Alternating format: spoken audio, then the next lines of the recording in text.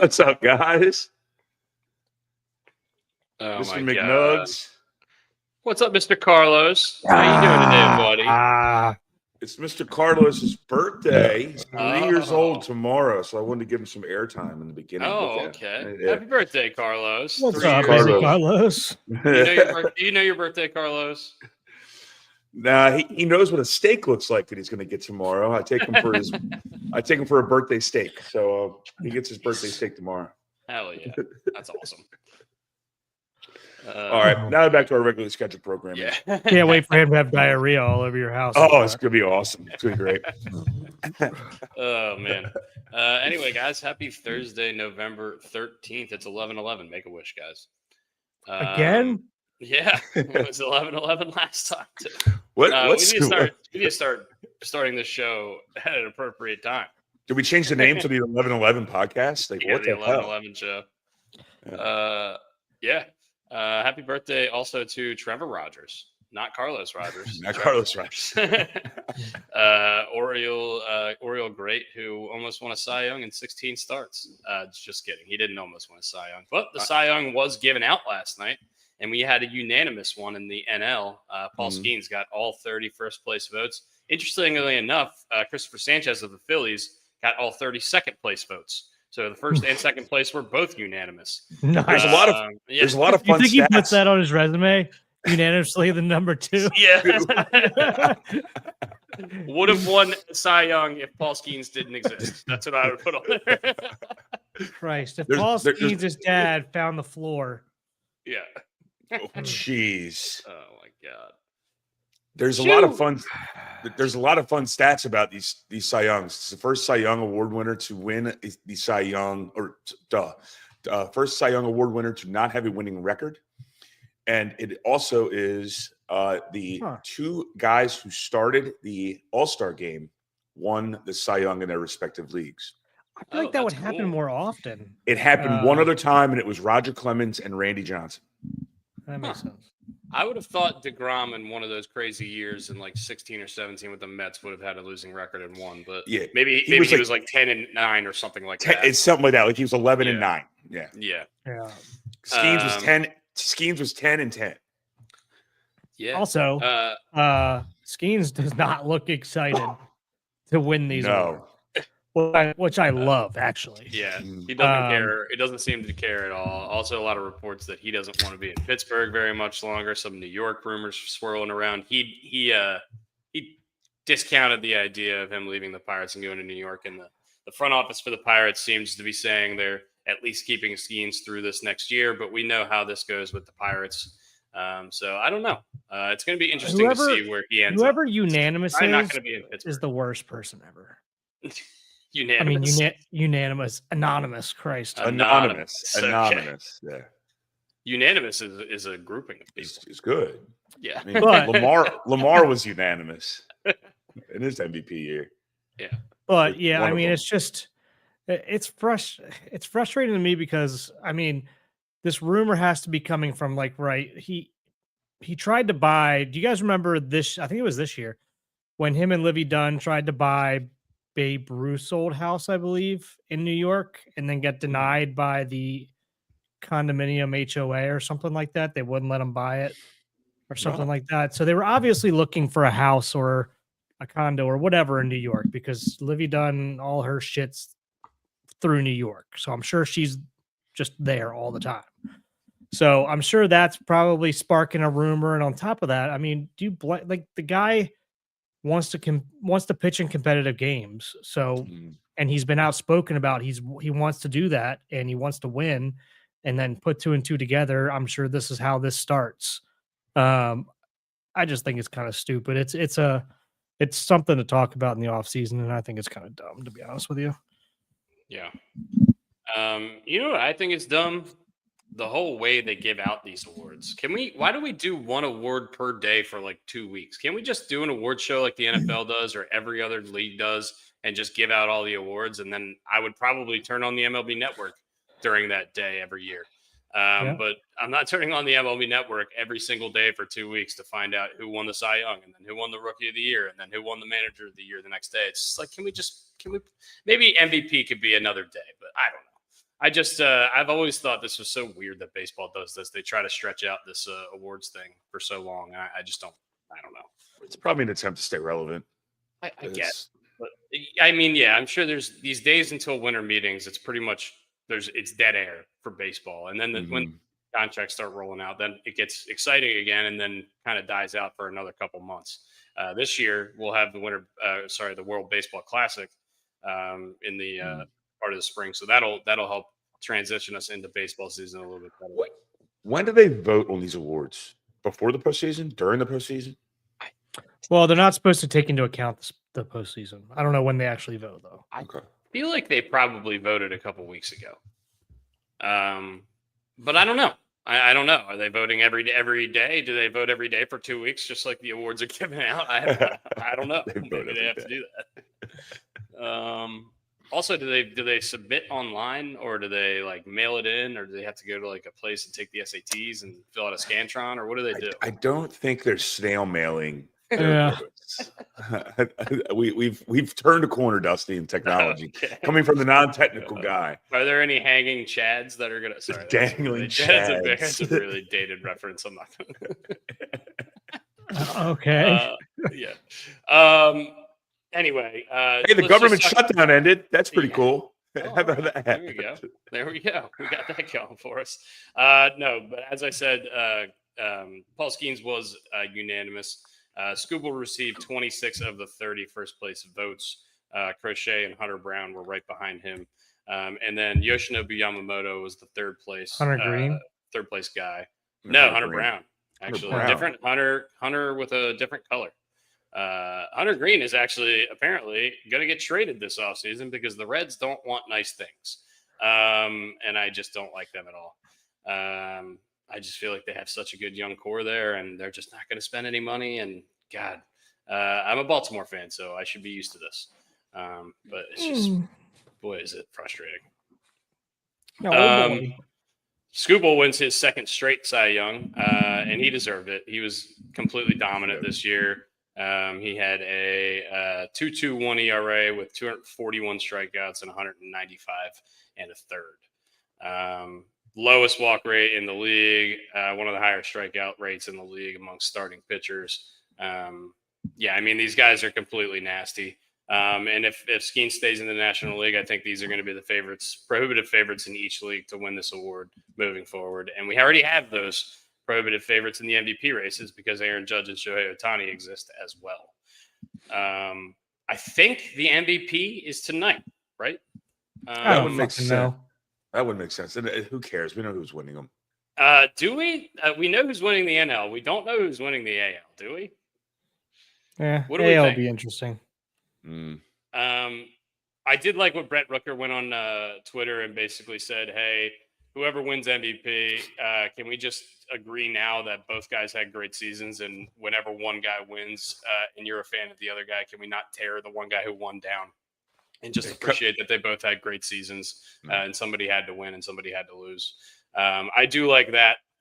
That's not how it's going to go at all because that's not how the world works, but it's I do like that sentiment, and I feel that. Well, we talked about it. Why don't we give them co-MVPs like they did in the NFL with Peyton Manning and Steve McNair?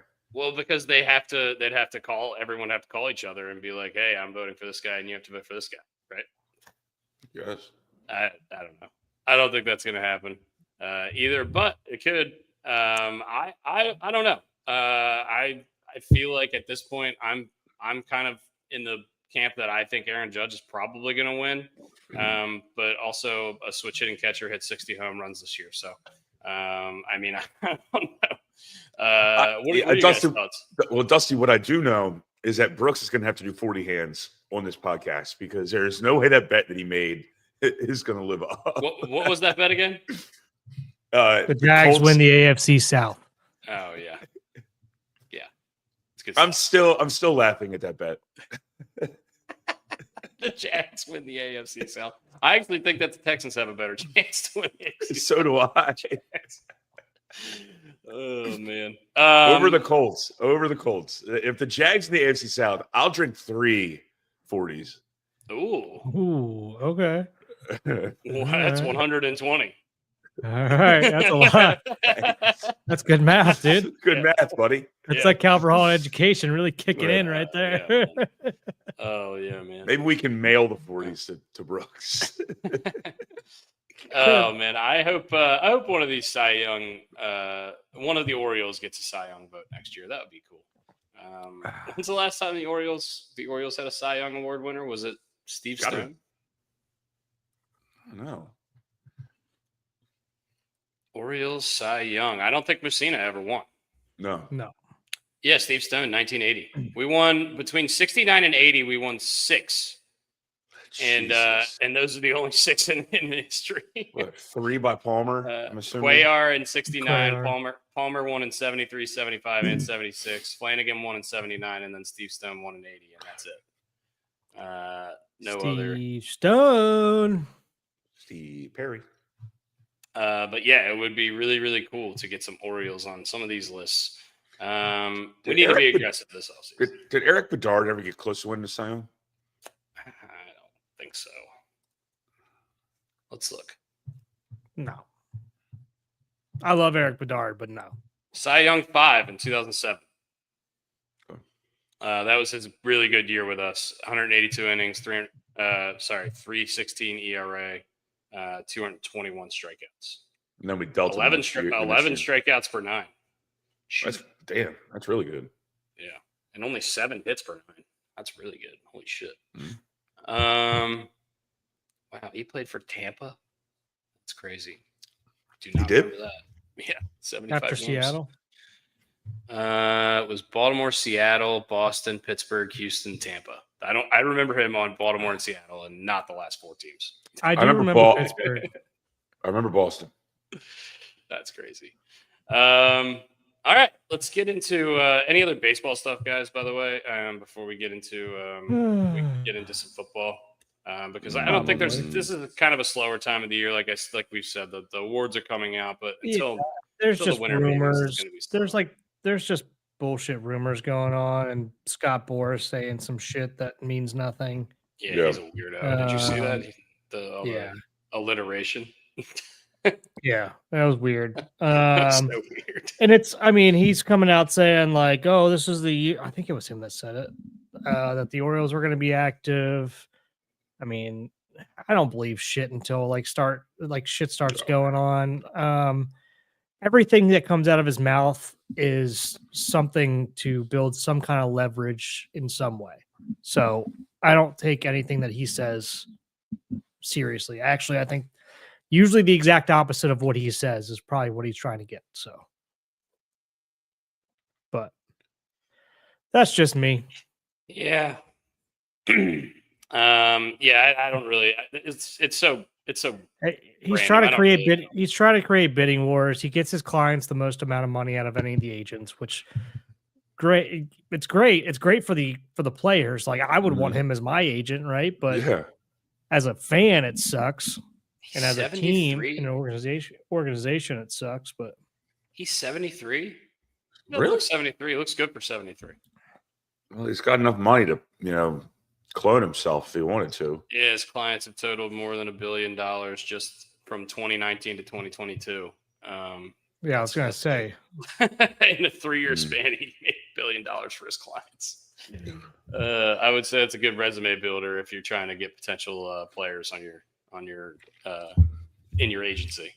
But yeah, anyway, baseball stuff is coming to a slowdown now, and we're going to be like that until the winter meetings. So we'll talk baseball here and there. We'll do some free agent previews, and I'm sure we'll talk about some other stuff. Orioles named a new bench coach. I mean, we can talk about that for a second, but not much that we know about him. They were both in San Francisco together. He's 39 years old, which is surprising. I mean, it's basically like having Brian Rogers over there, Mr. Carlos on the bench, which is kind of wild. Like we're starting to get to that age where we're like major league coaching ages. 39 is still young though. In baseball world, very young. I remember feeling old when Sean McVay became a head coach in the NFL.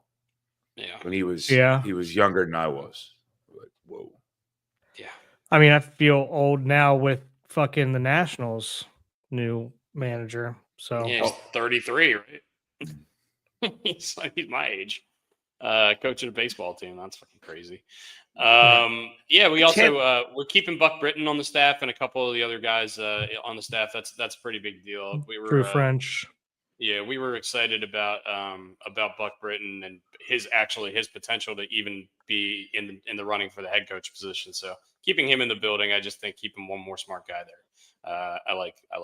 I hope so. They haven't officially said it yet. Like I think Andy Koska came out and said like he's expected to stay. Like I haven't seen like the Orioles saying like he's absolute confirmation yet. They haven't confirmed, yeah. Apparently, like it's as good as done, but I'm just throwing it out there. Like it's not. I don't think it's set in stone yet that I know of. At least that I've seen. Could be wrong though. I don't know. Haven't been on Twitter much the last couple hours. Also, Tampa, the Devil Rays will be playing their home games at the Trop again this coming season. Oh, Laura's so excited! They will no longer be playing in the minor league facility. Although I don't think the people of Tampa are going to be very excited because I think it was a lot easier for them to get to the stadium that they played in last year as opposed to the one that they played in. But they're supposed to be. I wonder was being when. Sarcastic. Yeah, I wonder when. I mean, we talked about it. Like when this group was approved to purchase them, a part of it was with plans to build a new stadium. And I wonder when that's going to be, and if they're 100% going to be building a stadium in Tampa or where it's going to be. So I'm interested to see what happens in the next couple of years with that. Absolutely, 100. I need a dome. Okay, fair enough. It's probably too hot at Steinbrenner Field. Oh yeah, probably really muggy in there. That's all I have for baseball. And we will move on to I guess before we do football, Maryland played Alcorn State the other night and beat them. So that was something. We do have a game. They were up by 6 at halftime. Yeah, at the Fighting Shaka Smarts on Saturday afternoon. We are playing Marquette, who I believe we lost to last year, but it was like an early season game, and we played well, and we didn't quite pull it out. But we kept talking about how that was like their best game, and it was in a loss. Yeah, last year. Mm-hmm. So I guess I don't know if they came up to, they must have come up with some deal with Marquette a couple years ago that I just missed, that they're going to play them for a couple years or whatever. But that's cool. That's another good team out of conference. They're probably going to kick the dog shit out of this Maryland team if I had to guess. But are they ranked? They're not as of right now. They're 3-1. They're not ranked. We've got Purdue, Alabama tonight. That's number 2 versus number 8. That's a big game. Damn, that's a big game. That's a massive game. Is that a tournament thing or? I'm about to find out. I'm trying to figure out where the game is. That'll probably because those tournaments are about to start firing up, like all the like Maui Invitational, and it's at Coleman Coliseum. I believe that's Alabama's basketball facility. So no, not a tournament, just an early season powerhouse of a game. I like we talked about in the last podcast. I like these like bigger matchups early in the season because normally it's all directional schools playing major college basketball teams. So I dig this. Yeah, Bama minus 3.5 at home against Purdue. That's going to be an awesome game. I might actually tune into that one because the game tonight in NFL doesn't look like it's going to be all that much fun. How do you say shit? Right, like they do on the McAfee show. This game sucks tonight. I was looking at the schedule, and Joe, and dude, the Patriots might be 11-2 by the time they play a real team. Yeah, their schedule before the season, everyone knew like the schedules that were pretty easy. New England had one, but I wasn't particularly sold on Drake May at that point. Clearly, he's outmatched my expectations of him. I thought they had a chance to win 8 or 9 games and be one of those teams that could be frisky against the good teams, but probably were a couple years away. But they've hit the ground running this year, and their schedule is getting easier and easier. They've got, once again, I think we said this last week, but they've got only basically 2 more difficult games left on the schedule, and that's in Buffalo. Us and the Bills. Buffalo and Baltimore, and the rest Mm. of their games, they're playing the Jets, the Dolphins, the Browns, the Bengals. They're playing the bottom of the league. So I mean, respect the hell out of this. I think they're in. One of pitching my front. favorite, one of my favorite cartoons. Nice. Good Love work. Good work, Laura. When I was I say younger, but like, I mean, that Still came out funny. when I was in high school or college. Yeah. But Do you guys rewatch any like series? all the time. I do. Really? I get did caught back in the day. I get caught up in it because I throw it on and it's like thoughtless. And that's kind of why I never go watch shows, because I throw stuff on in the background. I mean, to be honest with you, I don't even do it as much anymore because You my got a little son guy. always, he Yeah. always wants his show on. Which, I mean, say Do what you you want hate the about color blue because of Bluey? No. Okay. I actually wish you watched more of Bluey because I think it's pretty funny. But he's all about Paw Patrol, and I mean, honestly, he's more about YouTube shows and shit like that than anything. But yeah. I don't rewatch. I don't rewatch series that much. I'm gonna rewatch The Wire because a buddy of mine has never seen it, so I kind of want to rewatch it. So, in terms of like series like that, I probably don't do much of the rewatching of those kind of series. I would rewatch sitcoms more often, like Brooks was saying. Kind of put them on in the background if you're cleaning or if you're cooking or if you're doing something else. You can just have the episode on. Like It's Always Sunny. I've seen, 8 or 10 times through, but just because it's always on. You know what I mean? I don't like. Hey, Antonio. I'm not like sitting down and watching episodes of it back and forth. Yeah, like, I guess I'm guilty of that too. Like Seinfeld. Seinfeld. Any episode. Yeah, of Seinfeld. because like The Wire, you have to like pay attention to. Like anything like that, I'm not. Yeah. I'm not thrown on just because I got to pay attention to it. But let's answer this before we go to the NFL, since we're kind of on the cusp. Yeah. Do you guys think? Question from Antonio for you guys listening, because we do put this. Brian probably doesn't know this. We do put this podcast out on Spotify and Apple and all that stuff. So some people do just listen. Question is from Antonio. Do you guys think that the Orioles will consider bringing Cedric Mullins back for next season? And I will start and be a hard no. Do I think they consider it? I mean, if it's like a $2 million deal or less, then he's not going to get any real money to come back, and I don't think he'll be a big part of the plan moving forward. So I will join Brooks there and say probably no. I'll be honest. I don't think he's going to get any real money anywhere. I think he's going to be a $1 or $2 million guy or a roster spot and prove it. I'm going to agree with you guys 100%. And for some reason, I feel like he's got like a Midwest team written all over him. Like he becomes a Cincinnati Red. Rockies. Yeah, there you go. Well, maybe not even the A's. I think he's going to go to a non-contender to fill a spot. I just do. I hate to say that because he had a couple good years. I mean, if he can get his bat going again, that's what it is really. If he can get his bat going again, then I mean, somebody's just going to sign him to a prove it deal, and then maybe somebody will actually sign a decent amount of money. But he is getting a little older too. I mean, what's he, 32-ish? That sounds about right. So it is yeah. They've got to change it. Look, I know professional sports is like the annual jersey exchange now, but they've got to change those rules where guys can get free agency before they turn 31, 32 years old. That's just ridiculous. Given the lifespan of like a baseball player's career, plus you normally don't get into the major leagues until 3 or 4 years in minors. And then you don't get that chance to hit free agency until you're 31, 32. You've already missed. I mean, if you have a prime, you probably are on the back end of your prime. So yeah, I mean, that's if you stayed 4 years in college, right? That's if you maxed out everything, basically. It's different for guys who come in at 16, 17, 18 years old. Yeah. But like you said, Brian, like for guys who go 4 years in college and then take the standard amount of time to develop and get up there, honestly, if you're going to take 3 or 4 years to get up to the major leagues, you better be tearing it up, because if not, they're going to move on from you pretty quickly and take the younger guy Yeah. And So that's why you see Soto get the contract he gets, because he hits free agency at 25, 26 years old. And it's just, you're not seeing talents like that hit free agency that early.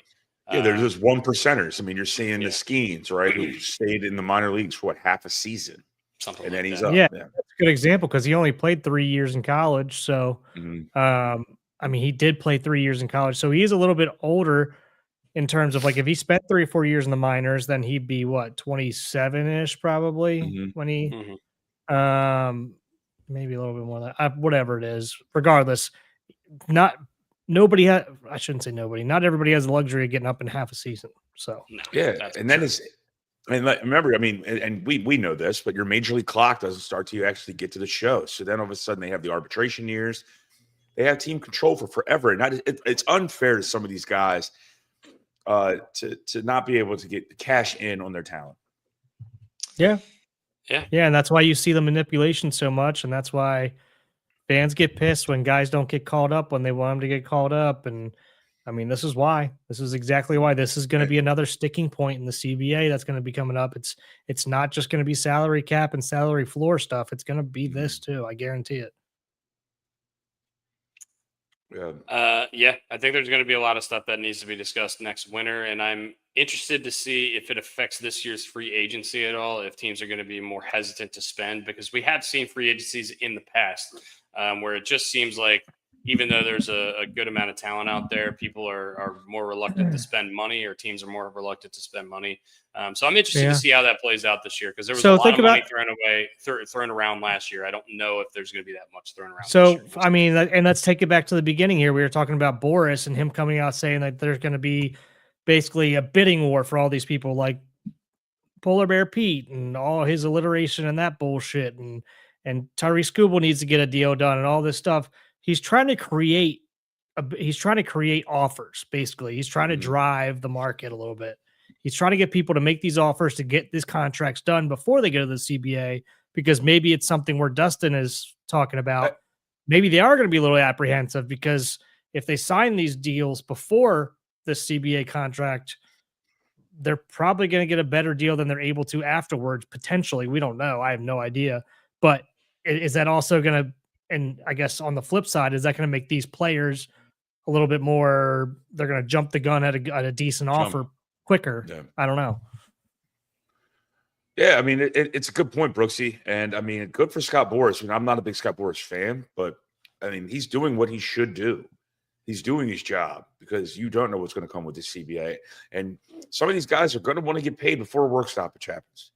No matter what the terms are of the new CBA, they want to make sure they have, steady income coming in. So, yeah. And they're probably going to want a nice little, some kind of signing bonus or cash up front or something to get them through that, knowing that this is happening. I'm sure that's going to be all negotiated in there as well. So it's going to be an interesting offseason. it really is. This is where that email goes out from Tony Clark that says, like, start saving your money to the players in Major League Baseball and to the player reps, because if a stoppage happens, you need to have that income coming in. Dusty, can you look up to see what day that the current CBA ends? Because I feel like there's a couple weeks there after the season ends that are before the CBA ends. Like, did somebody December get 1st. signed right there that couple weeks between the World Series? Sure. December 1st, 2026. So, yeah, free agency is open as of now. So, yeah, I mean, so that'd be theory, wild. somebody could next year get that deal. But I feel like that somebody is very sneak rare. one in. Yeah, that somebody could be sneak a one free in for all.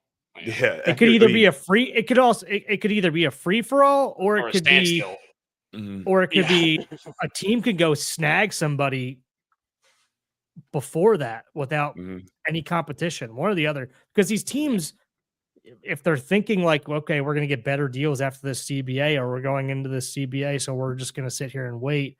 I mean, somebody could go pluck a free agent next year pretty quickly if they're not getting any offers, and they're just like, yeah, I'll take that. That's a good deal. Yeah. And it doesn't help anything with this new CBA deals. And look, I understand there's a lot of players in the room, but the two main heads, Rob Manfred and Tony Clark, seem like they do not get along. They don't really talk well about each other. No. Yeah, but is there ever really a good relationship between those two? Well, yeah, I mean, like Paul. Well, and if you're talking about those two specifically, no. But Yeah. I remember Gene Upshaw and Paul Tagliabue in the NFL had a great relationship. Okay. Rest in peace, Paul Tagliabue. Oh, By the way. yeah. I forgot to mention that. That happened last week, right? Yeah, but I It mean, happened on Sunday right before all the games, I think. I'll tell you what, Upshaw didn't have a great reputation or relationship between himself and the players that he represented, which is No, they thought he was in the not- bag all the time. Yeah, which is not something I would want. So fuck Probably fuck why. that. Probably why that relationship with Paul Tagliabue was so tight. Yeah, with- exactly. Would they rather have Gene Upshaw right now, or the guy who was going to Titters in Atlanta and making business deals? I don't think LPA wants anything to do with what was going on over the last couple of years or months or whatever the hell. They'd was rather have going frickin' Lloyd Braun selling computers from Seinfeld. on. Lloyd Braun. Give me a break. Give me a break. Oh man. All right. Let's get into some NFL picks for the week. Guys. Hey, did you guys see my random text this morning? No, I didn't. Sorry, Bob. So I Yeah. texted it's in the group chat, and I know we all silence it and kind of get to it if we can, because there's a lot of people in there. But I was working out this morning, and I'm thinking to myself, I still haven't looked it up because I want this to kind of be organic.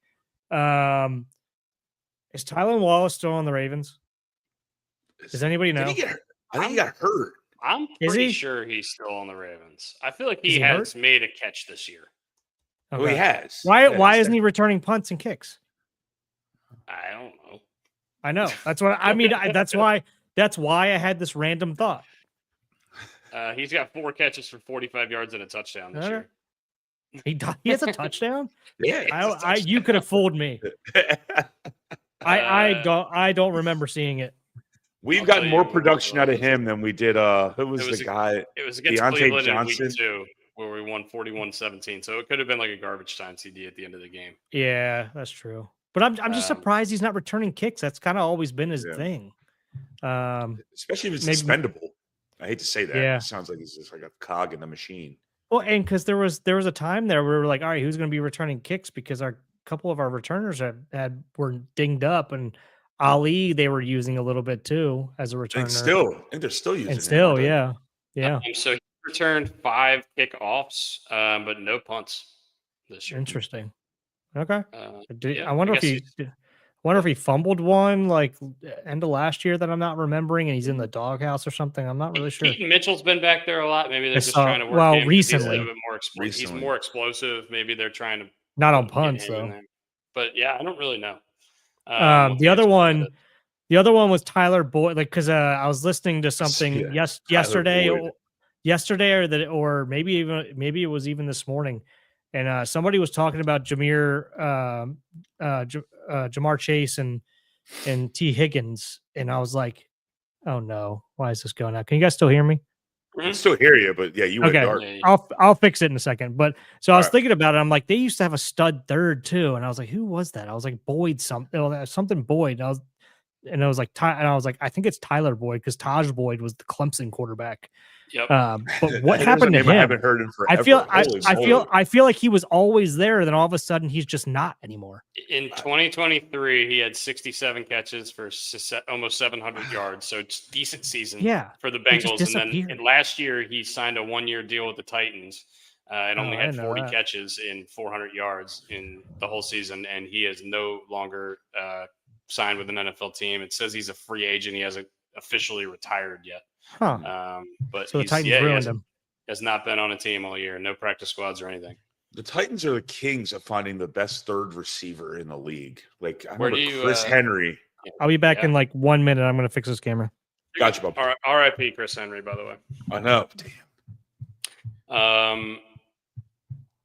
I'll give you $3 American if you can tell me where Tyler Boyd went to college. Cincinnati. Nope. He went to Pittsburgh, Alcorn. actually. I was going to say Alcorn State. Alcorn State. Alcorn State. He was a 2-time first-team All-ACC, second-team All-ACC once as well. No shit. He played. He was second-team his rookie year, and then first-team his sophomore and junior year. He was catching passes from the guy that beat Joe Flacco out for the Pittsburgh starting quarterback, probably Tyler Palco. It was 2013, so it was post Flacco. It was Oh, yeah. Flacco. Wow, crazy that dudes that are that were in college in 2013 are just out of the league already. Out of the league. Yeah. See ya. But that's the NFL. There's guys in the 2020 class that are probably out of the league already. Without doubt. Guys in this class that are probably out of the league already. But anyway, we're going to get into our picks, and I have some really exciting news about our picks last week. What we got? We had 4 team rides last week. All 4 hit. 4 and 0. Dude, you know what's even better about all that is that Brooks only won 5 games. So he won 4 team rides and one other game. That means I'm back in the game, baby. Yeah, I'm back. I'm right behind Brooks now. Brian and I are both 10-4 last week. Oh, Brooks, I'm on your heels. The season totals have gotten a little closer. I'm still pretty far behind Brooks, but yeah, Brian, you're within striking distance. I am 57-62, 5 games below 500. Brian, you are 63-56. That is 7 games above. And Brooks, you are 69-50. So Brian, you're 6 wins behind Brooks. I'm 6 wins behind you. We're within a couple weeks of each other. I need to have a couple more good weeks to get my name back in there. By the way, coming for you, Brooks. Coming for you. Through 10 weeks, we have 43 team rides. We have won 26 of them, 26-17. So almost 10 games above 500 on the team rides, which is going pretty well. Anyway, we have a lot of games this week.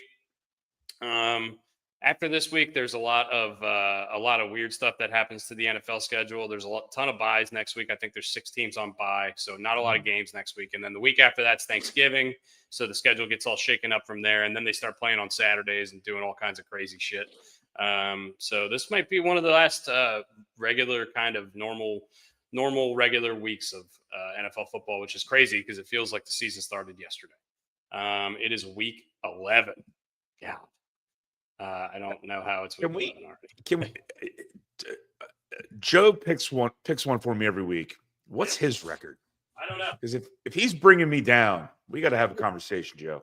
I really should have paid attention to exactly what games he did and denoted those. That's all good. I don't know what his record is, but have you already texted him or? I'm doing it right. I'm texting Joe right now. Okay, yeah. Text him and see what game he wants to pick.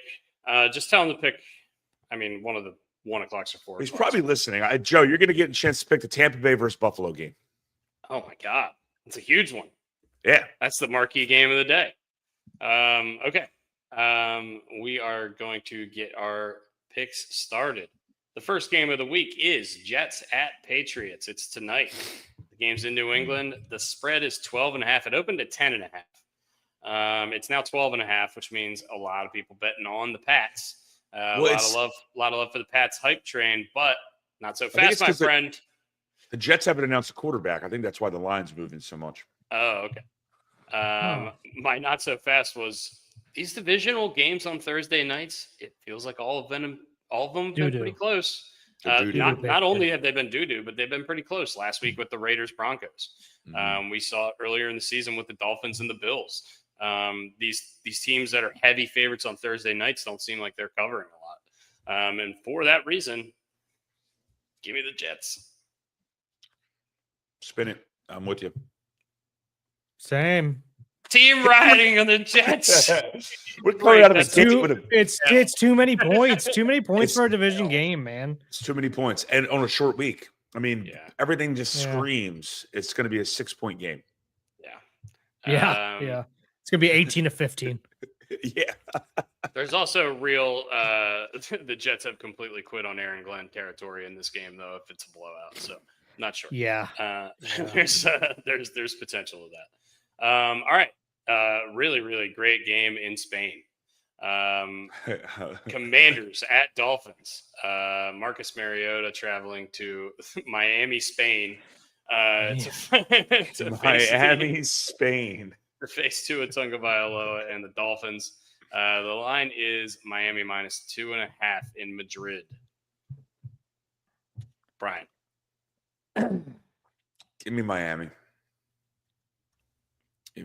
Yeah, I'm riding Miami too. I think they got a little bit of swagger going right now, and I think they're kind of like in a fuck it phase right now. They're just like, fuck it, let's just go have It- have fun and talk shit doing it.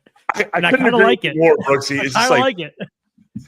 nothing to lose. Let's go, baby. Those are the dangerous people when they got nothing to lose. Yeah, they're definitely in a fucking situation, but I'm gonna give this to Washington. I don't know why. I don't have any analysis. I'm just, Who should? Going with your gut. you Going with stink. your gut. All right, NFC South. We're gonna kick off the 1:00 slate on Sunday with the NFC South. Panthers at Falcons. I think the look-ahead line on this was probably going to be closer to 7, but it's Atlanta minus 3.5 against the Panthers, and probably for good reason. The Falcons are 3-6, and the Panthers are 5-5. So the Panthers playing a lot better football than Falcons. Where's the game? The game is in Atlanta. Atlanta. Panthers at Falcons, and the line is Atlanta minus 3.5 in Atlanta. Brooks, what you got? Oh boy. Who is quarterbacking for Carolina this week? Bryce Young, right? Yeah, it should be Bryce Young. Yeah, he played Okay, apparently abysmally bad this really bad this past week, but Yeah, he's not hurt. He's fine. you know what? Give me Carolina. Ooh, that surprised me. Dusty, you've mentioned it many a time. Atlanta plays better at home. Give me Atlanta. Yeah, Atlanta keeps losing stupid games, and I don't know. This line seems short to me. And maybe it's the way it should be because the records are what the records are. But why do you feel it's short? I don't know. It's probably just because I had a better idea. I thought the Falcons were going to be better, and I thought the Panthers were going to be worse. But the way the season's played out, it hasn't been that way. So the line does kind of make sense, but I don't know. In my head, I'm just looking at the game, and if I would have guessed the line, I probably would have said 5.5 or 6. So I don't know. I'm going to take Atlanta, and I wouldn't be surprised at all if the Panthers beat them. So, all right, Joe Radke, are you still here? I don't know. Seems like he's having not, truck shot me. trouble. So He shot me a text with his pick, so I got it. Okay. So we're going to pick it now. Then the marquee game of Sunday for sure. Buccaneers Bills.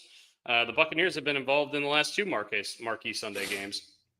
Although I don't know, there's a couple of really, really good games this Sunday. There actually is. I was looking. Maybe I should close my mouth because there's probably 4 legitimate answers for marquee game of the day on Sunday. This is one of them though. Buccaneers at Bills, and this line is Buffalo minus 5.5. And the question I want to ask you guys is why is this 5.5? Buffalo lost to Miami last week. They've been terrible. The Bucs are getting healthier and healthier every week. I don't know. This line seems fishy, and because of that, I'm going to take Buffalo. Bucks, and I got to pee. Okay.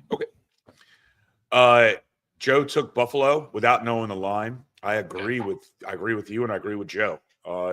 This almost seems like Buffalo needs to get their shit. They need to get back on the tracks, and they're going to be desperate. And Vegas is just pricing that in because this is like why 5.5? I consider both of these teams at the top echelon of the league, but Buffalo has been the team with the most question marks of the 2, especially recently. I don't know. I think this is Buffalo minus 3. I don't get it. That's where I was going. I was like, what do you think the line is? Probably 3.5. Like the typical Vegas hook. I just don't know. Maybe they're pricing in the Buffalo love and the Bucs are. I guess the Bucs have lost their last 2 games, but is it in Buffalo? It's in Buffalo, yeah. So it could be weather. Could be weather oriented too. If it's cold there and they're coming from Tampa, Buffalo weather Sunday, we'll type that in and we'll figure out. But we'll move on while we look. By the way, I always love when they play the weather card. It's like some of these guys who play on Tampa or Miami, they might have went to cold weather schools. It's not like they playing in the elements is something fucking new to them. The only place that has a significant advantage to me, this personal opinion, is Denver because you have Mile High and altitude is real. That's a real deal thing where you get winded if you're not used to it. What? Yeah. Good talk, guys. I'm glad you guys agree with me. There's potential. I didn't for know what snow you're talking on about. Sunday, by the way. No. What's that, Bob? There's potential For for light the Buffalo snow game? on Sunday in Buffalo. Yeah. That's what they're saying. Is the line's probably different because of the wet, maybe because of the weather. So that makes sense down there. Yeah. So is Bucky Irvin playing? No, he's doubtful. Unfortunate. Buffalo that looks he like is shit doubtful. right now, so I'll ride Tampa. Okay. We're both on Buffalo because oh shit, I mixed that up. My fault. I'm grabbing a beer. Be right back. Okay. Buffalo and Tampa. Okay. All right. Next game is Chargers Jags. This is the back in the day I would have called Who Wants to Lose This Game More.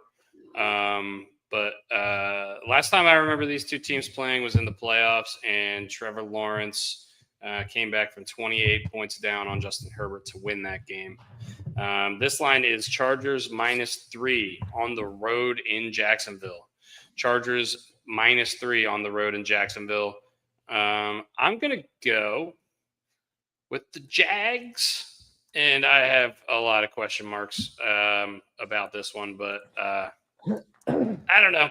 Just going with the Jags. I don't understand how the Chargers won last week with no tackles, and I just don't think it's going to keep happening. So, I mean, I got to jag off. I got to jag off the rest of the year. So I'm taking the Chargers because of that. Because of the bet, I'm taking the Chargers. I have to jag off now. So I can't wait to watch you drink fucking Old English.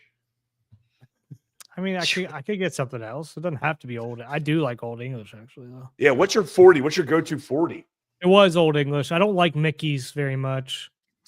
Yeah, I'm an oldie guy. Old English. Ours was Hurricane. The Hurricane. I don't like Hurricane either. Yeah, in college we did the Hurricane challenge. Well, I mean, you can get High Life 40s. I can get Bud Light 40s. You can get Budweiser 40s. Yeah, absolutely. Yeah. Steel Reserve. But if you go Steel Reserve, you're a psychopath. You're a psychopath. Steel Reserve. I mean, they used to have Yingling 40s in Pennsylvania. There was another 40. Oh, they do Coors Original 40s at a liquor store across the street from me. Oh, Vancouver. Yeah. Maybe I do. Well, I guess I won't be able to do it yet. I like you're already losing the bet. We did hurricanes in college because we did a thing called the Hurricane Challenge, which is just there's a song by Bob Dylan called Hurricane, and it's like 8 minutes long. And if we would just try to drink the 40 before the song was over, and that specific 40 was disgusting. So that's the reason we would do that. All right. I'm not giving away any secrets here of fraternity stuff, but when I was pledge master twice, go figure. We used to make guys do 40 stuff all the time. And one time a kid was like trying to be like pledge hero, and he like went to clap after finishing his 2 40s and smashed the glass all over his fucking hands and started bleeding everywhere. Moron. Smart. Very strong like bull, smart like tractor. All right, Brian, did you pick Chargers or Jags? Did you pick Chargers? Okay. No team ride. We're no jagging off team ride there. Anyway, Vikings -3 at home against the Bears, NFC North matchup, and this game is important, really important, specifically for the Vikings, because if they want to have any chance of making the playoffs, they got to win this game. And if the Bears win this game, I mean, shit, they're going to be 7-3. And I'm the guy who came on this program a couple weeks ago and said they should lose 11 games this year. I think that team sucks. I don't know how they keep winning. I don't know how they're winning. I have no clue. The only reason they won last week is because Jackson Dart got hurt. And even then, it took everything they had against the shitty Giants team. I'm taking the Vikings here, and honestly, I think Minnesota could kill them. I'm just going to keep betting against the Bears. I don't know why they keep winning, and I keep betting against them. I think JJ McCarthy might be out for this game too. Is that true? He has been out a lot. What? Why would he be out? He didn't get hurt, did he? Limited in practice with a hand injury. He's fine. He's limited. He's got like a bruise on his hand. Suck it up, dude. All right, give it to Vikings. Team ride. Purple team. Ooh, it might be a purple parlay weekend. We'll see what everybody picks on the Ravens. All right. Go. There's going to be a safety. According to Brooks, there's going to be a safety. All right. Next game is Packers G-Men. Every time I think about Vikings now, I think about the Shane Gillis joke about the Vikings. He's like, what do you think is like one of the scariest things? Like gay Vikings, dude. Gay Vikings. You know what? He's like, you know what they do? They rape and they pillage your women. So when you see them out on the horizon, they're like, and everyone on the shore is like, oh fuck. And all of a sudden they just pull up their rainbow flag and they're like, oh no, that's way worse. Why do I find that funny as hell? That's It's a so fucking funny joke. Yeah. Shane Gillis is Oh my God. one of the funniest human beings of all time. That's the Oh. one you went to, right? You went to in person? I remember. Yeah, Kayla was saying I something. went some. Yeah. Packers G-Men. These are two teams I think of as old school NFL teams, old school NFL matchup. This game is Green Bay -7 in New York, and Jackson Dart is in concussion protocol. It doesn't seem like he's going to be able to play. But you know who is going to play? No. Jameis You know- Winston, baby. I know. You know who is going to play is our boy, famous Jameis. And he's going to be Eating eating W's. W's on the Eating sideline. dubs. The over-under in this game is 42.5. Take the over because if Jameis isn't throwing touchdowns to the Giants, he will be throwing them to the Packers. And I will take Green Bay as a result. Give me the Packers. Lord, rescue me from pick sixes. I love one of the better lines I've heard in a long time. I'm 100% on the Giants here. Famous Jameis and Whoa. the glorified coach bump, as we talked about. Okay. Mike I'm on it Kepka is too. I'm on it yeah, too. baby. The coach bump. I forgot about the coach bump. Who's the interim coach? Ben The McAdoo? coach, Mike. I don't Mike give a Kafka. shit. Mike Kafka. Mike Kafka, the old backup quarterback for the Eagles? Went to He's a Kansas coach? State. Hell yeah. It could be Rosie O'Donnell. I don't care who it is. Give me the mean, Giants. the coach Oh bump, my God. the coaching bump with Jameis, you I can't mean, lose. this- You can't lose. The No, you Jameis cannot bump lose. and the coaching bump. I just have to pull this up. Look at this dude's eyebrows. Holy God. Lord. Whoa. Those are He some looks like a eyebrows. Viking. Hey, you guys remember when wow, unique New York. Do you guys remember when Kevin Cobb was the savior for Philadelphia? Oh, I yeah. do. Supposed to I be the do. next thing. Mm-hmm. I And then remember, remember when who Donovan, replaced him? Who, Michael Kevin Cobb? Vick. Michael Vick, yeah. Yeah. I remember Well- towards the end of the McNabb era in Philly when he was starting to really go downhill after the 4 straight NFC championships. There was a game that they played in Baltimore. It was when I was in high school. And my best friend, one of my best friends in high school, Dan Hicks, shout out Dan. He actually texted me yesterday a picture of him and Mike Devereaux, which is so random. That's very random. Yeah. Man, you're looking for a bat. yeah, I know you're looking for a bat. It's usually in this Anyway, corner right here too. He's so. a massive Eagles fan, and I remember he went to the Eagles played in Baltimore, and he went to the game, and McNabb got benched in the 4th quarter. Kevin Cobb threw a pick 6 to Ed Reed, Ed Reed. which he housed from like 108. Well, that was the record setter, yeah. Yeah, the record setter. Some of And the Shane was worst at that tackling. game as an Eagles fan, and just in the most miserable day of his life because his quarterback gets benched. The backup comes in and throws a pick to Ed Reed, and he breaks the record for longest receiving touchdown. And I just remember he was like I was in the upper deck, and I felt like there was a Jumping earthquake. off. Yeah. Well, no, he just felt like it was an earthquake because the stadium was so fucking loud. Any idea where did Kevin Cobb go? I don't know this, but dumbass over there knows all the college guys. Any I idea don't where know Kevin where he went to Cobb went to college.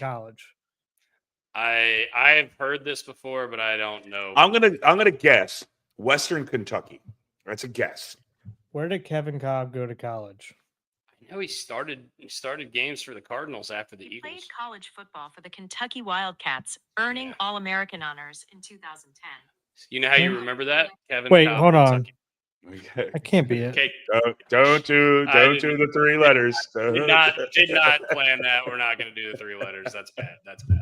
Not good. All right, really bad. All right, anyway, Hold on. Bengals Steelers is the next game, and we're going to go to the Steelers are at home at French's Field. No, he played for Houston. Oh. That was a different Kevin Cobb apparently, but he played for Houston. Huh, Houston Different Cougars. Kevin Cobb. Yeah, Houston. Okay. Are I there didn't know that. multiple? apparently because that one that you heard from Siri was Kevin Cobb with the COBB, and we all know that Kevin Cobb is KOLB. Oh, that's Randall Cobb. Randall Cobb went to Kentucky for sure. Huh. Okay. Oh, maybe. Anyway, Regardless, next game. I just looked it up. He's a Houston Cougar. Houston Cougar. Houston, go Cougs. You know who else is a Houston Cougar? Case Keenum. He played 7 years there. Steelers home He's a doctor. for the Cincinnati Bengals. Pittsburgh is -5.5 at home, and what could be one of Joe Flacco's last starts as a Bengal, because it looks like Burrow is going to be coming back for whatever God knows reason. Thanksgiving. The over-under on this game is 49.5. Biggest total of the week besides the Monday night game. Really? Shootout. And I'm not I guess surprised. I understand, because the Bengals have the worst defense of all time, Yeah. and the Steelers defense can't make a tackle to save their lives. Yeah. They played better against Indy, but yeah. Yeah, and then they played the Chargers with no tackles, Yeah. and they couldn't get True. pressure. True. So, Yeah. I don't like this game at all. I hate this game. I don't Cincy. have a clue. I'm Give me taking Cincy. Give me Cincy because of the points. Because give me Cincy because Joe Flacco is a Steeler killer, and he knows he's only got about 2 games left before 2 or 3 games left before Joe Burrow comes back. And I will take the Steelers. Okay. The Pittsburghers. If the Steelers lose this game and the Ravens win, I believe we are tied in the division. we're in Which first. would be We're only absolutely 1 game back. Oh no, you're right. So yeah. We would be tied. Yeah, we'll be tied, and we still play them twice. So regardless, we'll have our opportunities either way. Another divisional matchup. Ton of divisional matchups this week. It looks like it's just divisional matchup week. Texans Titans. This one's really great. I think it's going to be Davis Mills versus the first quarterback taken in the draft last year. Cam Ward. Cam Ward. Thank you. You're welcome. Couldn't remember his name there for a second. Well, it's Shador Sanders. Yeah. He also no, that's wrong. Yeah. Cam Ward absolutely. also went to Houston, if I'm not mistaken, before he transferred to Miami. Right? He did. That's correct. So a lot of Houston stuff going on, and he's playing the Houston Texans this week. Houston -6.5. The over/under is 37.5. Shoot, Ooh. 21-17 is the over. Ooh. Ooh. Houston -6.5. I don't know. Well, look, the NFL's got to have bigger overs than they did last week. I mean, there were 2 10-7 games. Well, the 4 o'clock slate last week, every game was 44-20, so they all hit the over. Yeah. What do you guys have on this? Texans -6.5 at the Titans. Texans are a better defense. I'm taking the Texans. Texans. Brooksy, team ride, or are you taking Titans? Hold You on. won't. Nah, I can't do it. Give me Houston. Team ride. Team ride. Team rides were hot last week. Niners Cardinals, another divisional matchup. We're starting the 4 o'clock slate now, I believe. This is Niners -3 in Arizona, and we're not sure if Brock Purdy or Mac Jones are playing, but as we've discussed on this podcast, it doesn't matter because they're the exact same player. Same person. You're cloned. I'm going to take the fighting Jacoby Brissett's here. I think they're going to get back on track. I don't think this Niners defense could stop a nosebleed if it wanted to. Really? Yeah. I'm going Niners. I trust. I go back to the Kyle Shanahan thing. I trust Shanahan. Yeah, give me the Niners. 2 for San Francisco, only me for Arizona. To the other side of the division, the Seahawks and the Rams. Another one of these games. That's a great game. These are 2 of the very best teams in the NFC. I would say the 4 best teams in the NFC are all playing each other this week, and we'll get to the other one later because the Sunday night football game is going to be amazing. Seahawks at Rams, and this line is classic. Rams -3 at home. And this is the old school. This is what we came to expect back in the day. If there was 2 good teams playing, the home team was -3, and that's all. That's the line. What's your Vegas stick? Yep. I love these teams. This is hard. I'll go first. Go ahead. I'll go first. Give me the Seahawks. Okay. Ooh. I will take the Rams. I'm going to take the home team. That's the only reason I'm taking it. I like both teams so much. Seahawks. I'm just going to take Stafford over Darnold Although I'm going to put respect on Darnold's name. I think he's been excellent this year. I think this is going to be a shootout. Although I do like both of these defenses too. The winner of this game, that quarterback, probably jumps to the top of the betting lines for MVP. Yeah. I like the Rams just a smidge more. If this game was in Seattle, I'd probably pick Seattle. I'm just taking the home team. You're right, Brian. Yeah. I don't know. No rhyme or reason. I love both squads. Yeah. Our team, the Fighting Purple Ravenbirds, are playing at Brownie the Elf and the Cleveland Browns. Why is this a 425 game? Yeah, why? It's stupid. I don't know. Also, Lamar was inactive yesterday. You guys worried about that at all? No. If he misses practice 2 days in a row, I'll be worried. If he doesn't, then I'm not worried.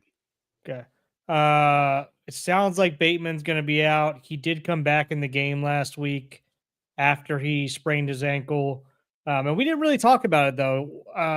The tackle was a classic hip drop tackle, which was supposed to be a point of emphasis last year and this year. They don't even call it most of the time. They just end up finding these dudes. Yeah. And it seems like that's kind of where the refs are at. They're just like, you know what? Just let them find them. We're not calling it. Yeah. That's what it seems like. But you're not wrong at all, Brooks. I saw it and I'm like, come on. And then they probably end up finding the guy. Yeah. Probably. I would assume. I didn't look into it, but yeah, that sucks. I mean, it's another ankle. I mean, it's basically slowed down Mark Andrews' career the last 2 years because he doesn't look nearly as fast as he used to be. I mean, obviously he's still playing well and everything like that, but I would assume he would have been more dominant if he didn't break his ankle. Mm-hmm. Yeah. So I don't know. I don't think it's based on the comments I saw. It doesn't sound like he's going to play. Some people were like, well, he came back in the game and he played like a few series after that. But when your adrenaline's going, you can basically go until it starts swelling. And then after the game, it's going to suck. Once the old adage, like, don't take your shoe off because then it'll swell. Yeah, because then it'll swell up and then you're done. Yeah, once you stop moving, well, first of all, once you stop moving, you just can't stop moving for too long. And then, like you said, take your shoe off. And that shit blows up. And then the next day sucks. It sucks ass. It sucks. So, yeah, doesn't sound like he's going to go. I'd be surprised if he did. If he played a different position, maybe, but he's a wide receiver. Obviously, Marlon Humphrey got a pin put in his finger. He's going to be out at least this week, probably next week as well against the Jets, which are the two games I feel best about doing this. Yeah, this is great. Great timing. I think that's why they got the surgery done, because I think he's out these two games, and I think we play Cincinnati, which is one that we're going to want him for. But, yeah, this makes sense. Other than that, was there anybody else that I put down of note on injury for this game? How's Ronnie Stanley doing? He feel like he's always got something going on. I think he's all right. I mean, he didn't practice like last week on Monday or Tuesday, maybe, but it was just rest. It wasn't anything. Okay. They just put rest. Well, they give those. And the Ravens are big on this, and you guys know this. I'm just preaching to the choir here. They do those veteran off days, especially for guys who, I mean, are kind of injury prone. Also, Keaton Mitchell, guys, seems like he's obviously. I mean, I think Justice Hill has something going on, but regardless, it kind of seems like he's jumped him in the backfield. I know Justice Hill scored a touchdown last week, but that was his only carry, I believe. I think that might have been his only touch. Yeah. Yeah. And Keaton Mitchell was averaging almost 10 yards a carry. He probably got 3 or 4 carries, maybe. Looked explosive. He's starting to get more punt and kickoff returns. Should he be getting the ball more? What are your thoughts on that? I would say yes. Just because we didn't talk about it a ton. No, that's fine. I mean, I'm glad you brought it up, man. He's younger. He's more spry. Nothing against Justice Hill whatsoever. Great player. But I think Keaton Mitchell needs to get the ball a little bit more. Now, are you using him too much when you start doing the punt returns or kickoff returns, whatever the hell it is, plus being a running back? That could be a dangerous game there. I don't know. I just think every now and then we get a little bit too cute with the usage of these backup running backs. We have Derrick Henry after all. That's But I do agree. I think he's an explosive player, and I think he can be helpful on offense. But I just think we do so many things well with Derrick Henry's in there, and I don't know.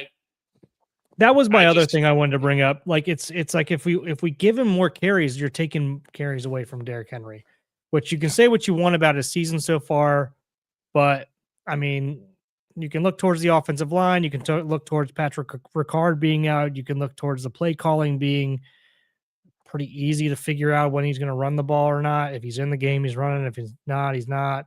I thought we did a better job. I mean, we at least threw 2 or 3 passes to him last week. I mean, one of them on the first drive to try to, it seemed like they tried to at least throw a curveball in there to get a little bit of guessing.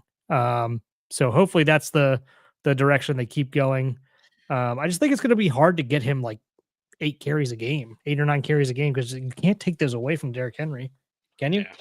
Play the matchup. So if you got a team that's stout up the middle, it's in Derrick Henry, you won't go north and south. Keith Mitchell, you won't go east west before he starts going north. So play the matchup. And also, if we give Derrick Henry the ball 25 times, then people will bitch that we overworked him before we got to the playoffs. Knock on wood that we get to the playoffs. So it's a double-edged sword. Either that or we're predictable. Yeah, there you go. We're predictable. Play the matchup. See what's going on. See what you need to do. But what I don't like is goal line. On the goal line, give the fucking ball to Derrick Henry.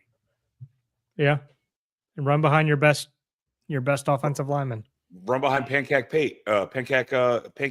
Jesus, Pancock. You want Pancock in there? Pancock. Let's pick the games. Let's pick the rest of the games. Ravens at Browns. We have talked about at length now. We have not picked yet. Ravens are -7.5 on the road in Cleveland. Brian Brooks, then me. Sorry. Give me the Ravens. Give me the Ravens. I don't trust Dylan Gabriel with a potato gun. I don't either. But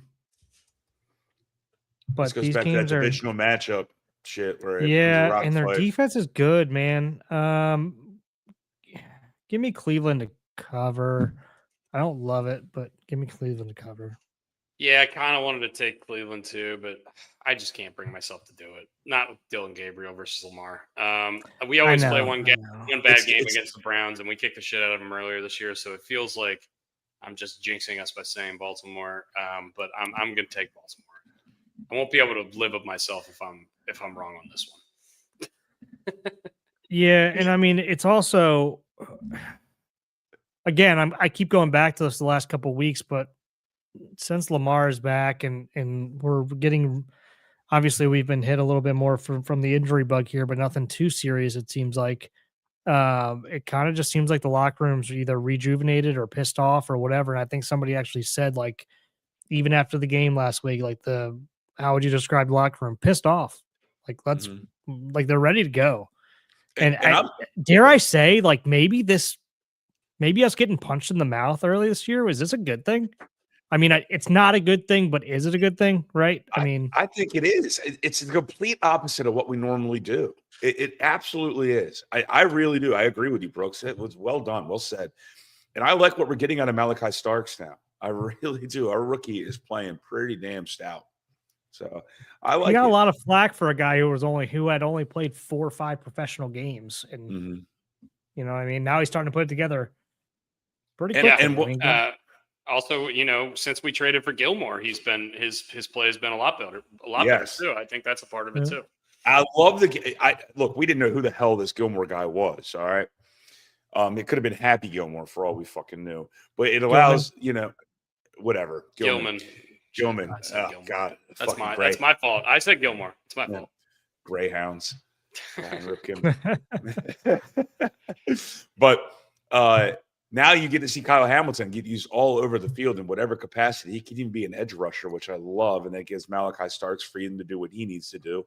And then this Jones guy, I mean, we've only had one game of him, but he seems like he fits in well. Just now, small sample size.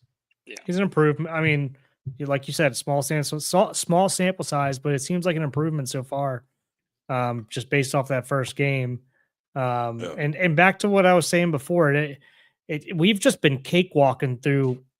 I mean, our regular season has been a cakewalk. Not that the schedule has been. We've just killed teams during the regular season the last couple years. Mhm. And this year, it's like, oh, we got punched in the mouth. Now we got to actually fucking focus and figure out a way and fight a little bit. So maybe it is a good thing. We'll find out. I dig it. All right. Another marquee game. Chiefs Broncos. Huge implications in the AFC West here. If the Yeah. Broncos win this game, they take a commanding lead in Commanding. in that division. And the Chiefs, if they lose this game, I think they drop to 5-5, and they're in the outside looking in. They already are. Playoff pictures. Yeah, but even more so if they lose I this know. game. This could be a really big turning point type of game for the season. And for that reason, I will take the Chiefs minus the 3.5. I know it's on the road in Denver. I know Denver has been really good this year. But I just have to believe that the Chiefs are not going to go to 5-5 against Bo Nix. So I don't know. Maybe if this is one of those games where Bo Nix shows up and he plays really well, I think Denver's better. I think they are. But I'm just going to trust the pedigree of the Chiefs here and take them. I agree. I'm with you. I'm going to ride them. Am I all on board and 100% agree with my pick here? No, but I'm riding them just because of what Dustin said. I think Denver should win this game and cover, but I mean, just because they should doesn't mean they will. I'm with Dusty here. I think just KC with their pedigree and their experience, they figured out a way to win. I'm on the reservation with you, boys. Chief me up. Let's go. Right. I mean, it's almost like it's a good news if they don't, but good news if they do. You know what I mean? Yeah. Good news for a pick if they do. Dusty's fading. He's I am yawning. fading. I'm fading. We're good. We're good. Are we boring you, Dusty? Yeah, No. dude. This You is more gonna of the stink. Dolphins? Anybody up for a game of basketball? All right, Lions at Eagles. Philadelphia minus 2.5 is the line. This is another excellent game, and this is the other NFC game where I said the four best teams in the NFC are playing against each other: Seahawks, Rams, Lions, Eagles. You can throw the Packers in there if you want to. I'm not gonna because I don't trust them. I'm not. Nearly as much as these other four teams, but Lions, Eagles, Sunday night. We have a lot of really good games on Sunday. This is gonna be awesome. Eagles minus 2.5. What do we think? Games where? I'm sorry, you might have said this. Game is Philly. where? In Philly. Okay. So Jared Goff going outdoors. We know the history of that. Dan Campbell has taken over play calling. So that's another wrinkle. Jahmyr Gibbs went absolutely crazy last week. There's a lot of factors here. Give me the Lions. I think there's some team strife in Philly. It's weird. The AJ Brown shit's picking up steam again. Yeah. And honestly, they look like dog shit against Green Bay too. They're on a short week. I'm gonna ride the hot hand. Detroit's hot here the last 2 weeks. It seems like they're starting to get rolling a little bit again. So I'm gonna ride that. Yeah, This is a make or break. It's kind of a prove it game to see who both these teams are. This is going to be a team ride, and I'm really skeptical on this one. I went back and forth on this one quite a bit, and I can see me picking this, but then betting on the Eagles on Sunday night. Like I really don't know what I'm going to do with this one, but as of right now, I'm leaning Detroit slightly. But this one really could go either way. I think these teams are really good. I mean, Dusty, your sentiment is the same as Vegas's. I mean, it really should be. It's 2.5. It's 2.5. I mean, normally a Vegas stick line's 3.5 for the home team. Yeah. Last game of the week is the Monday Night Football game, and it's going to be a really awesome one. Cowboys Raiders. Two of everyone's favorite franchises in the NFL. Al Davis or Jerry Jones? Who do you like better? I'll take Mark Davis. Do you think where does he get his haircut? Because that is terrible. Bowls are us. I think it's the kitchen cabinet. Kitchen cabinet with the kids scissors. The kids scissors that you can't poke yourself. Dallas minus 3.5 at the Fighting Brock Bowers. Give me the Raiders. I'm going to take the Raiders. The Raiders plus 3.5 at home. Home dog. I'll take it. I'm putting Oakland down for you. Perfect. Dak is playing. Dak is playing. Mm-hmm. Not well, but playing. No, I'm joking. The over-under, by the way, the highest total of the week. 50 and a half. 50 and a half. They have no defenses other than Max Crosby, best defensive player out there. Yeah, Bowers and Ferguson. This might be a Bowers-Ferguson touchdown parlay kind of night on Monday. Ooh, I like that. A little tight end parlay. That might be first. My roommate's walking out. He just shakes his head yes. Give me Vegas. I'm with Brian. Give me Vegas. 2 on Oakland, and I'm gonna take Dallas. You couldn't end it with a team ride. No, I can't. I can't in good conscience put money on Geno Smith. I just can't. And I know we're not even betting money on this, but I think I'm going to bet against the Raiders every game for the rest of the year. And we're betting on Brock Bowers. No, I'm betting on Aiden O'Connell coming in a fucking game for Geno. Kenny Pickett, dude. I think Kenny. My bad. Oh, 2 gloves coming in. Kenny only throws Pickets. What's the worst name? Kenny Pickett for a quarterback or the guy who was a kicker named Blewett? The worst one was Homer Bailey. Oh, that's right. A pitcher named Homer Bailey. Threw a no-hitter, or was it a perfect game? No-hitter or perfect game? I think he definitely did one of the 2. He threw a no-hitter. Since he we're tried still 2 no-hitters. I'm sorry, what? He also signed a $105 million contract with the Reds in 2014. Did you know that? Holy shit. Yeah. Hey, what do you before we get too far away from football, how far what do you guys think about what's going on with Jair Alexander? Yeah, what's this about? He's just stepping away to personal. He said he was stepping away due to personal reasons, I believe, and then he's considering retirement. What's going on? No, he's stepped away for mental reasons. They said mental and physical. So, which led you to believe whatever that knee injury was at the beginning of the year that he had going on is something that's still lingering. My thought is that he just doesn't trust it. He doesn't trust his knee anymore, and I think mentally it's probably fucking with him. To be honest with you. I've always wondered this, like especially with NBA players and NFL players, just how like if you're Russell Westbrook, you're that kind of level athlete, and you rely on your athleticism to be that great at your sport. Like if you tear your ACL, how long would it take you mentally to come back and try to make those cuts that you normally make and like all that stuff? I've always wondered that because I think it'd be a lot more difficult than people give credit for. I've talked to a lot of people about this, just about injuries in general. It's one of the toughest things to do. Because I mean, I had to do it too with my knee. It's really hard to sit there. Like you can go through the motions of like your rehab and everything like that. And kind of go through the motions of things. But once you have to like go 100% and put 100% effort into whatever it is that has to do with that knee or wherever the injury was, that's when you kind of learn like, all right, am I going to baby it a little bit? Because your tendency is to baby it a little bit.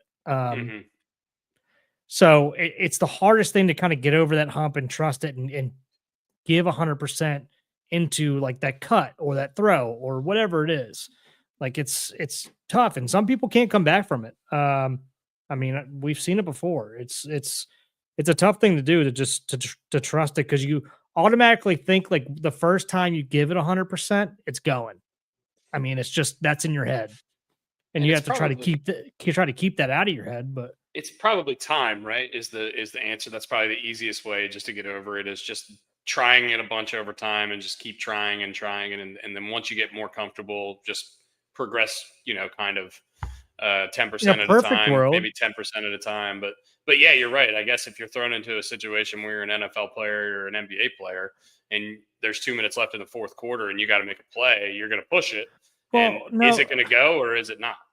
Not only that. I mean, like in a perfect world, what you said is correct. Like that's what you would be like leading up into getting back into playing form. But like you can sit there and be going 100% in practice all you want. It's different in the game. It just is. And you know that, Dusty. Like it's just different. Like the level of intensity is just different. Like you feel aches and pains after a game that you never thought you would feel or knew that you were using muscles in at times. Or even like felt like you hurt during the game. And then the next day you're like, why does that hurt? It's just, I don't know. It's a weird, it's definitely a huge mental hurdle for sure. It's definitely something that I had trouble with. And for those, I mean, when I hurt my knee and it was on my right side as a pitcher, as I mean, obviously you're rotating into that knee when you pitch. Like the first couple of throws, like I mean, you sit there and you throw, but you're gonna baby it naturally. You're kind of gonna dead leg it a little bit. It's just giving it 100%, right? I mean, it's scary. It really is because you honestly feel like as soon as you do it, it's going again. It But looks like Brian's laptop has died. I think we're probably gonna get an immaculate grid in here and then probably finish up anyway. So I don't know if he's gonna come back or not or whatever, but we're gonna share the screen and get into the immaculate grid today. Because this probably is how looking we've for a been charger. Yes. Let's get this screen shared. All right. And this is okay because Brian sucks at these anyway, so don't worry about that. All right, Twins. Oh God, this is the worst grid ever. I can see it already. I hate all these. So difficult. Eric Bedard, Pittsburgh, and Seattle. Yeah, that's true. That's gonna be a good one too. I think so. Look at all of those accent marks above Eric Bedard. Canadians. Yeah. Eric Bedard, Seattle, KC. Only Twins, one Pirates. team. Only one team. Oh, I mean, there's not going to be a ton, I feel like. Alex Gordon, Brett Saberhagen, George Brett, or just like think of a rookie. Bobby Witt has only played for them. Vinny Pasquantino, I believe, has only played for them. Salvi. That's a good one. Yeah. Pittsburgh, only one team. I mean, Skeens, Jared Jones, Brian Reynolds, Clemente. Key Brian Hayes, Clemente. I'm sure Ralph Kiner is probably there. So we got options there. Seattle, KC. Did Rich Hill ever play for Seattle? Because I know he played for Kansas City this year. He had to have played for either one of these two teams because he played for almost every team. I thought he played for Seattle, but that's not one I'm willing to bet a lot of money on. Yeah. KC and Seattle is kind of tough. Yeah, it is. I'm trying to think of somebody recent because I feel like there's a guy on Seattle that played for KC. Did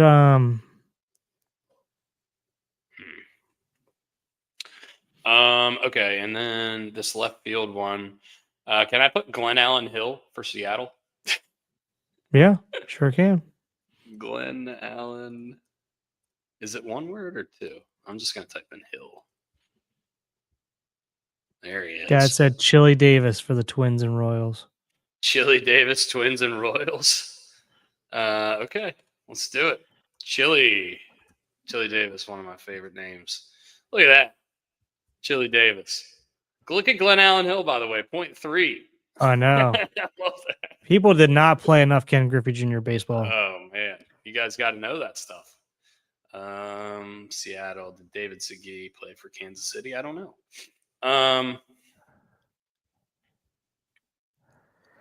Pittsburgh and the Twins. Laureano.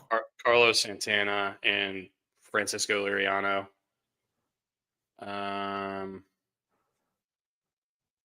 There's probably more.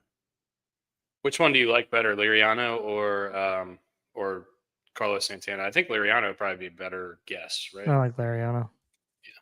Yeah, Liriano, 18%. Okay, I mean it's still not terrible. Who played one game in left field for the Twins? Michael Kadai, Delman Young. Kirby Puckett. Did he play exclusively center field though? I don't know. And then the only one team ones. Let's just go with younger guys. Let's like Jared Jones here, maybe. Unless you can think of somebody better, or like Key Brian Hayes. Like Jared Jones never. He definitely didn't pitch for anybody else, right? Jared Jones. I don't think so. He's only played 1 year, 2%. All right. I thought he had more than that. KC. I feel like Alex Gordon probably went somewhere after, right? No, he's the whole career there. But once again, I think it'd probably be in our best interest to just take somebody who's like take Salvi. No, because I think he'll be super popular, right? Salvi, George Brett, and I think Alex Gordon would probably be the top answers. Or like Bobby Witt, Pasquantino. Just take Pasquantino.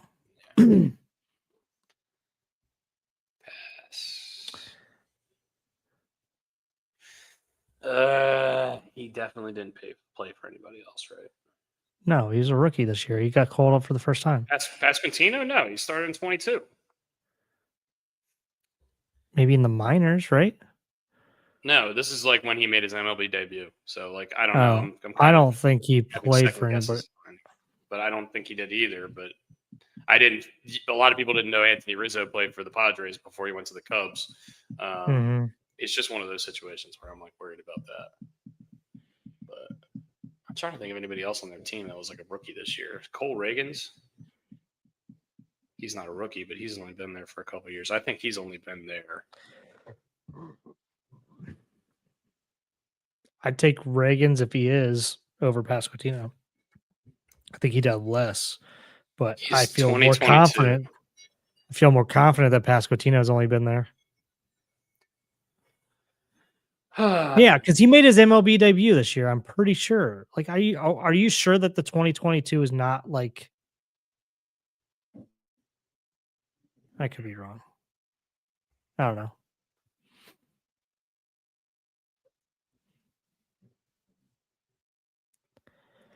Put the Pasquatch. Final answer. I feel pretty good about it. Should we just put Alex Gordon just to get it? We already have an 18% on no. the board. I don't know. Pasquatch.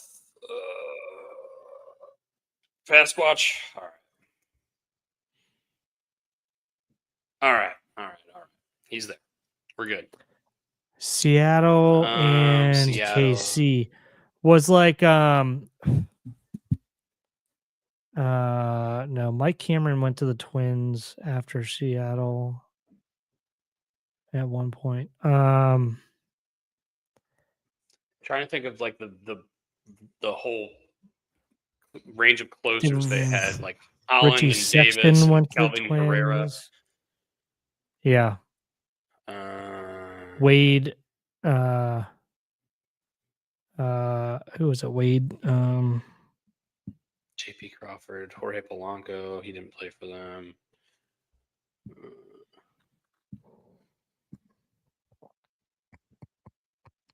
Billy Butler didn't make it to Seattle, I don't think. No, he went to the A's, I think. Yeah, he did. Jermaine died. Did like Rich Hill's coming to my head because he played Beltre play a year for KC or no? No, I don't think so. Johnny Damon played for KC. Beltran played for KC, but not Seattle. KC. All right, left field 1 game for the Twins. Yeah, I'd say Carlos Santana for both them. Carlos Santana I think he has played for them. I don't remember that. Left field for the Twins. You want to go Delman Young, hometown boy? Sure. Yeah. All right. Mr. Carlos. We are doing well right now. We're doing pretty good. Our worst one was Luriano. Seattle KC, and we need some guy who played left field and only played for one team. Who was a rookie this year for the Orioles that only played that only played for the Orioles, or he was a rookie this year for the Orioles that played left field at some point?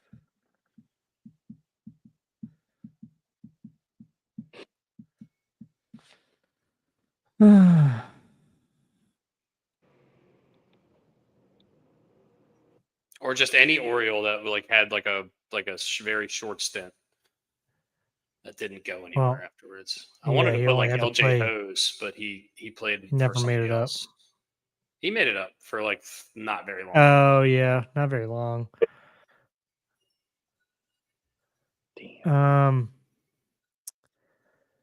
Oh shit. Like, did Larry Bigby play for anybody else?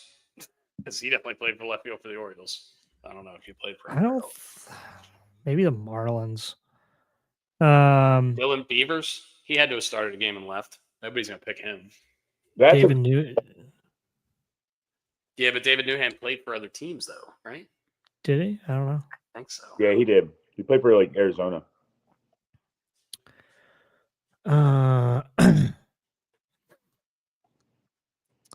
Random left fielder that only played for the Orioles. I'm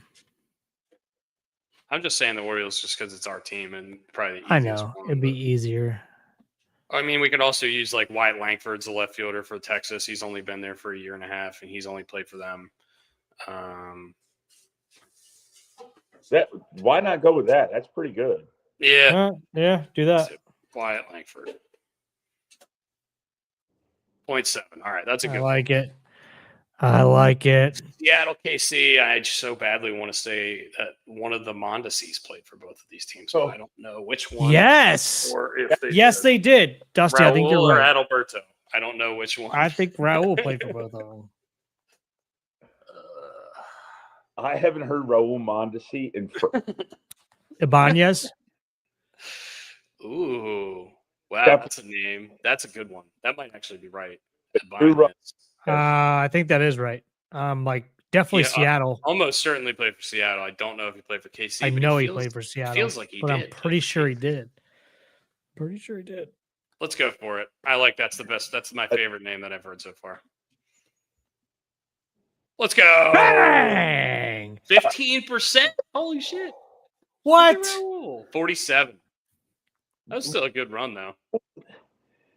Kevin Apier came to my mind. Ooh. Ibanez was the number one answer. Why is Fuck Burt Weil that. having the number one answer over here, by the way?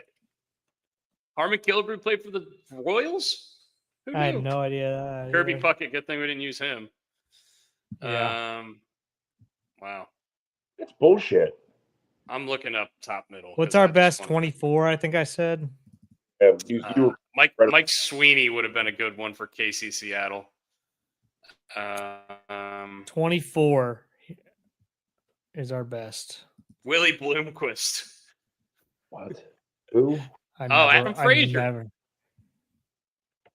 Oh, Former Oriole great alright. Adam Frazier. Andy Chavez. Some names. Gilmesh. Wow, that's a name I forgot. Oh, Gil. Gilmesh is Holy not a name shit. I've heard in a long time. Danny Valencia, former Oriole great. Didn't Oh, that's a good fucking one. see it. Damn, we should have got that one. That could have been all a right. left field for the Orioles too. I feel like he played left field one game for them. All right, No, because he played for another team. Let's do quick football and then we're gonna get off here. All All right. Patriots, Jets. Darrell Revis. Yeah. Immediately Darrell Revis. That's a good one. Brett Favre here. Aaron Rodgers here. Which one do you like better? Randall Cobb. Alan Lazard. Patriots, Browns. Is that Alan Lazard over Randall Cobb. you like Alan Lazard? Yeah. All right, let's do that. 21%. That's Good crazy. Lord. Jets, Broncos. Eric Decker is the first one that came to mind for that one. That's probably going to be a high one too. So is Brandon Marshall. Yeah. Eric Decker, Brandon Marshall. 29%. These football ones are so much harder though. Browns, Broncos. No, I don't like the Browns.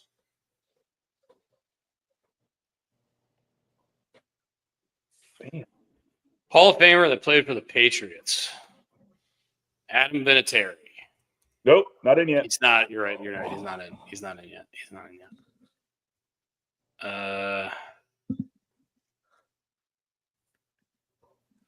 Brady's not in. Gronk's not in.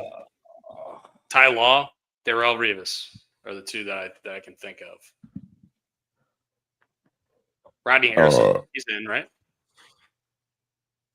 No, he's not. Rodney Harrison's not in. He's not. I could have sworn he was. That's one. People have been campaigning for him to get in. God, there's an offensive.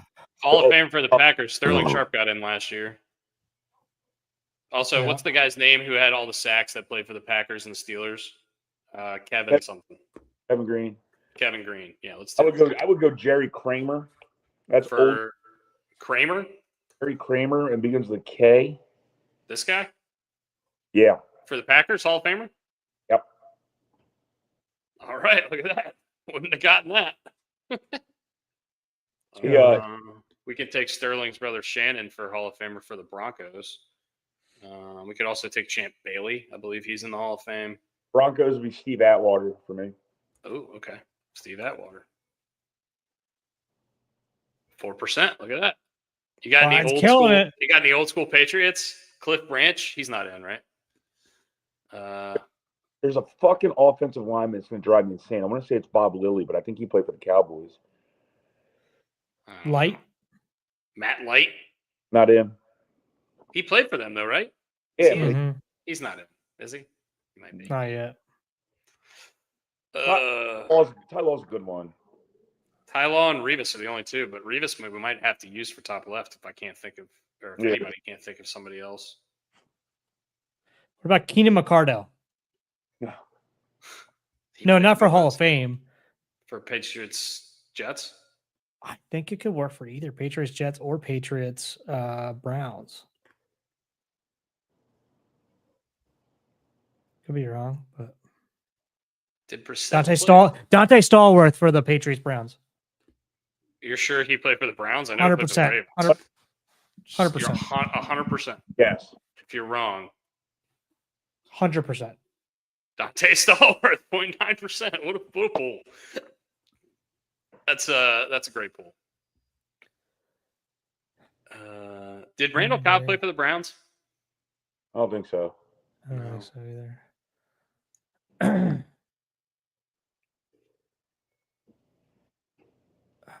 Shit. Joe Peyton Flacco, Hill- Broncos, Browns. Yeah. Do Also, that. also Peyton Hillis. He played for the Broncos? Yeah. Pretty. I'm like 95% sure Yeah. I don't know that. he went there after the Browns, obviously. But Yeah. Peyton Hillis. All right, we're doing Peyton Hillis. I don't know about this. Oh my God, I would have never gotten that. 16% of people. Everybody else, 84% of people had Flacco. they probably. People have Flacco. Did Matt Flynn go to the Browns? Is there a backup quarterback that played somewhere at some point in Green Bay? Charlie Whitehurst. Oh, I know who it is. Who was the backup that went to UCLA? Exactly who you're talking about. It starts with a D. It's not Deshaun Kaiser. He went to Notre Dame. Who's the other guy? Oh my God. He started games. Fuck. I know exactly. I can see him. Ace. It starts with a D. Oh, it's gonna drive me insane. It's something like Deshaun Kaiser, but it's not. And he was just horrible. We'll come back to it. Oh, Who is it? Eddie Lacy. Did you make your way to the Browns? No, he went to the Raiders.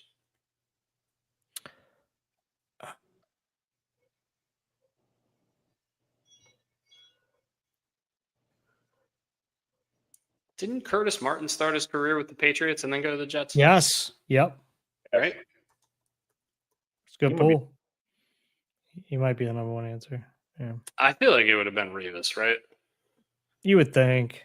recency Wait. bias. You want to go Ty Law for Hall of Fame here? I lost. Can't think of I anybody can't else. think of anybody else either. 11%. Okay, here we go. Who is this quarterback? Oh my God, it's not Deshaun Kaiser. It's something like that though. Oh, what's this guy's name? Oh, I can see. It's not Dorian Thompson Robinson. It's God, what is that guy's fucking name? Like a career backup too, but started. Yeah. I'm trying to think of other positions now. I don't know if I'm going to get there. It's going to lose my mind when I find out who it is, We're though. looking it up before we get off this. Yeah.